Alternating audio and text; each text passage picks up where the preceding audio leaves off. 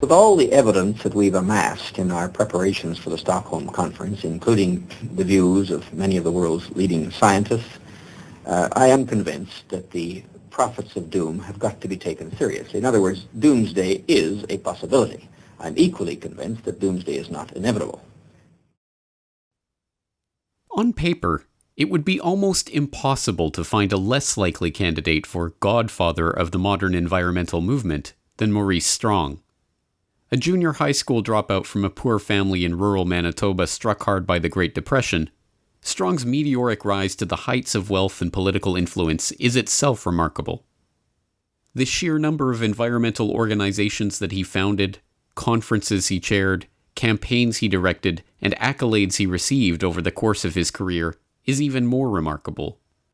Organizer of the Stockholm Environmental Conference, founding director of the United Nations Environment Program, Secretary General of the Rio Earth Summit, founder of the Earth Council and the Earth Charter Movement, chair of the World Resources Institute, commissioner of the World Commission on Environment and Development, and board member of a bewildering array of organizations, from the International Institute for Sustainable Development to the Stockholm Environment Institute to the African American Institute.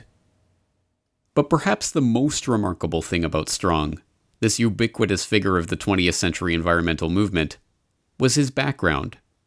A Rockefeller-connected millionaire from the Alberta oil patch who divided his time between environmental campaigning and running major oil companies.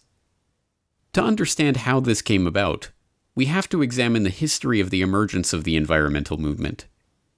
In the post-war period, the desire to control the population put on a new mask, protecting the world from resource depletion, pollution, and ecological catastrophe.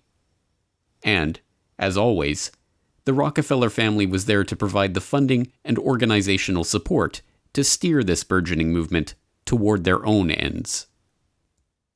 The basic cause of the problem is people. As the population of the world rapidly increases, there is greater demand on the Earth's basic resources of land, water, and air.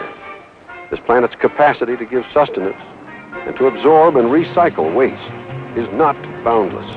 And in the next 25 years, the Earth's population will increase more than it has in the last million years. And to the nations of the world, this poses a greater threat than anything we have experienced before.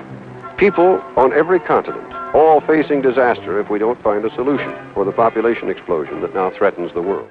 President Nixon and the United States Congress established the Commission on Population Growth and the American Future.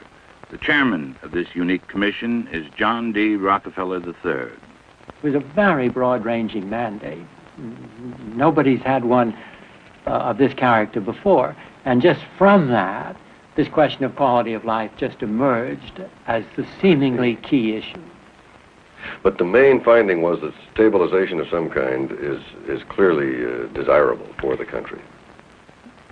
Yes, we said that it is recognized that population cannot continue to grow indefinitely. Nobody questions that.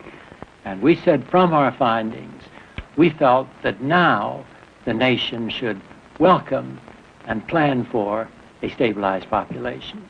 Well, the whole question of pollution, environment, and population came very much to the fore in amazingly rapid time. And President Nixon, in July 1969, made a statement to the Congress exclusively on this question. And I'd like to read just 2 sentences from that statement, as I think it's indicative of his concern in regard to the subject and his recognition of its importance here and around the world. He said, "One of the most serious challenges to human destiny in the last third of this century will be the growth of the population. Whether man's response to this challenge will be a cause for pride or for despair in the year 2000 will depend very much on what we do today." System of scientific engineering. Government proposal for personal carbon emissions allowances. And it's kind of like this collective force of the controllers. The system also helps stores gather data about their customers' shopping habits.